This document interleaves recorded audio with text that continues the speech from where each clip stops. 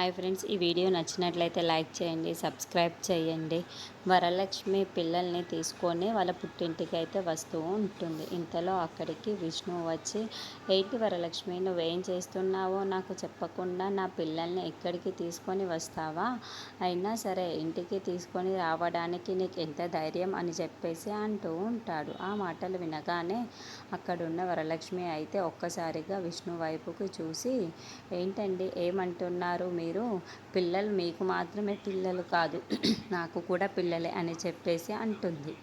ఇంతలో అక్కడికి వెన్నెల, వైష్ణవి వాళ్ళు కూడా వస్తూ ఉంటారు. పదండమ్మా, మనం కూడా ఇంకా మన ఇంటికి మనం వెళ్ళిపోదాం, ఇక్కడ ఒక్క నిమిషం కూడా ఉండడానికి వీల్లేదు అని చెప్పేసి విష్ణు అంటాడు. ఆ మాటలు వినగానే అక్కడున్న వరలక్ష్మి అయితే పిల్లలిద్దరినీ కూడా తన దగ్గరికి తీసుకొని, ఎక్కడికి వెళ్ళడానికి వీల్లేదు, మనం ఇక్కడే ఉందాం, మేము ఆ ఇంటికి రాం అని చెప్పేసి అంటూ ఉంటుంది. ఆ మాటలు వినగానే అక్కడున్న విష్ణు మాత్రం ఒక్కసారిగా షాక్ అయిపోతూ ఉంటాడు.